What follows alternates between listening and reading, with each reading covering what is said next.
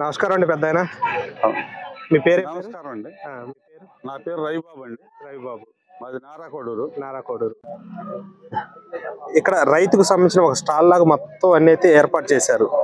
వెనకటి నాడు బండి కానీ, లేకపోతే టైర్ బండి కానీ, లేకపోతే ఇప్పుడు కోటప్పకొండలో పెట్టేటువంటి ప్రభలు కానీ, అసలు ఈ ప్రభల యొక్క ఆచారం ఏంటి, అసలు మీరు ఈ స్టాల్ ఇలా ఏర్పాటు చేయాలని మీకు అసలు ఆలోచన ఎందుకు వచ్చింది, ఆ మక్కువ ఏంటి అసలు మీకు?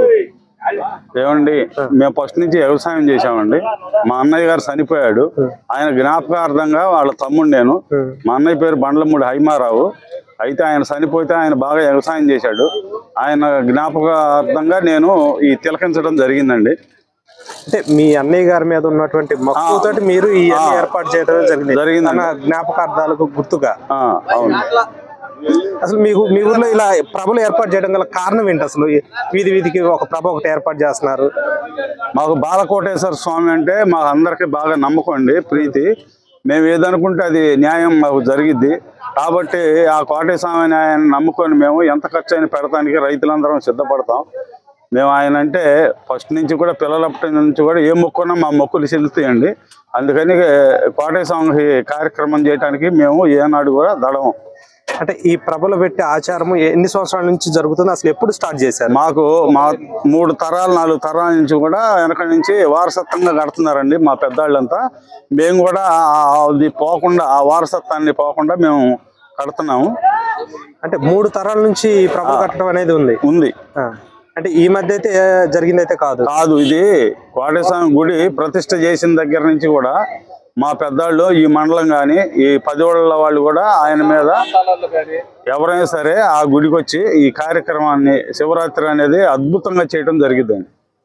అంటే ప్రభ ఖర్చు అనేది చాలా ఎక్కువ ఖర్చు అనేది, కానీ ఆ ఖర్చును కూడా లెక్క చేయకుండా ఏర్పాటు చేయడం కొంచెం ఇబ్బంది అనిపించట్లేదా? ఏం లేదండి, ఆ శివరాత్రి అంటే, మహాశివరాత్రి అంటే మహాప్రీతి అండి.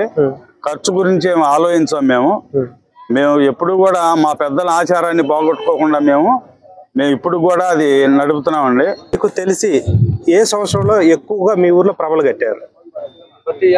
ప్రతి ఒక్క సంవత్సరం ఉల్లాసంగానే జరుగుతుంది. సంవత్సరం కాకపోయినా సరే ఇది పలానా ఏడాదిలో మేము మా ఊర్లో ఒక 20 ప్రభలు అలా కట్టిన సందర్భం లేదు. ఆ శివరాత్రి టైంలోనే కడతామండి. ఆ శివరాత్రి టైంలోనే. అంటే ఇదివరకు ఎక్కువ కట్టేవాళ్ళ, ఇప్పుడు తగ్గినాయా? ఎప్పుడు తగ్గలేదండి. తగ్గలేదు. కోటేశ్వర విషయంలో తగ్గటం అనేది, పంట ఉండా లేకపోయినా ఆయన మొక్కుబడి ప్రభలు ఖచ్చితంగా గుడికి చేరుతామండి.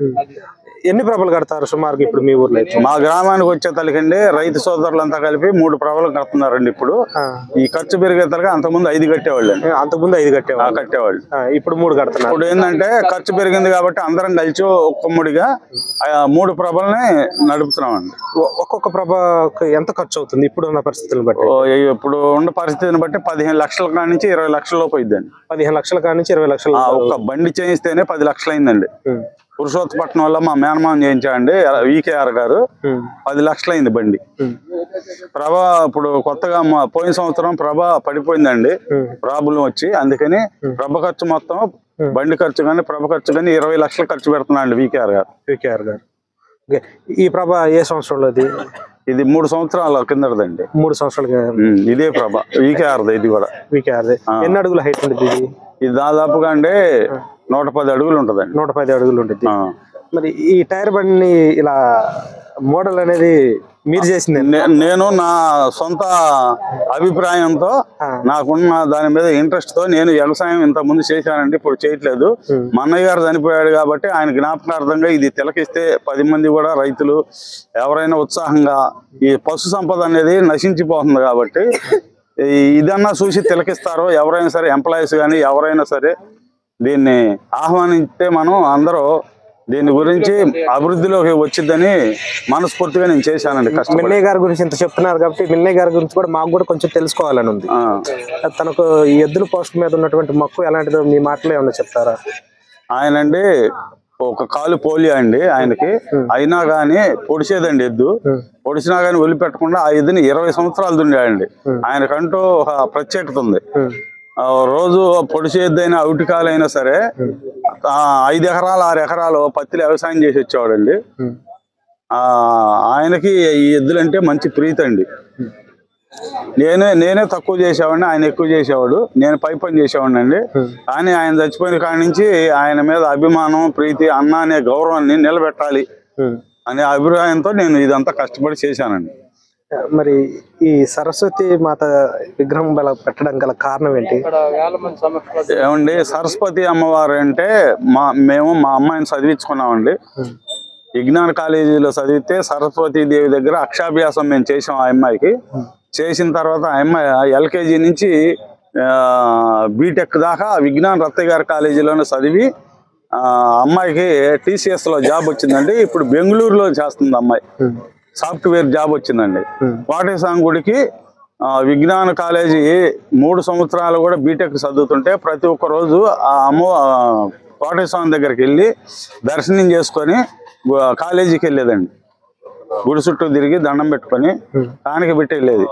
మాకు ఆ నమ్మకం చొప్పున మేము వదులుకోకుండా ఆ కోటేశ్వరం కార్యక్రమం మేము చేస్తున్నామండి. ఇక్కడ ఈ పడవ పెట్టడం గల కారణం? ఈ పడవ అండి, నేను ఒక వెరైటీ కోసం పెట్టానండి. వెరైటీ కోసం ఇక్కడున్న స్టాల్లో ఏర్పాటు చేసిన ప్రతిదీ మీకు ఒక్కో అనుబంధం అయితే ఉంది.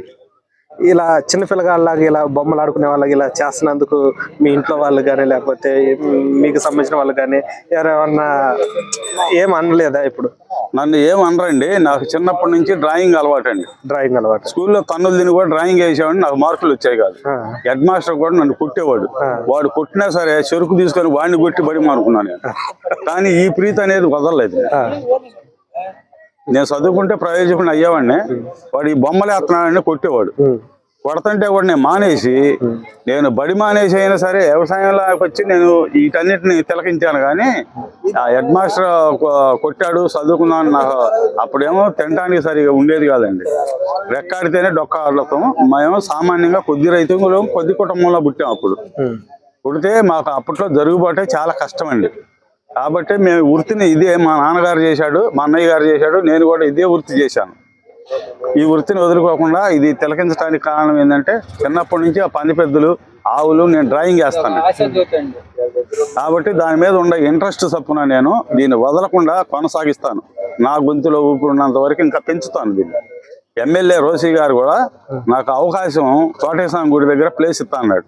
చాలా బాగా చేశావు, చాలా ఆనందంగా ఉంది నాకు. నీకు ప్లేసు ప్రత్యేకమైన ప్లేస్ నీకు ఏర్పాటు గుడి దగ్గర చేస్తాను, అక్కడ కూడా పెట్టమని ఆయన మాట ఇచ్చెళ్ళారు.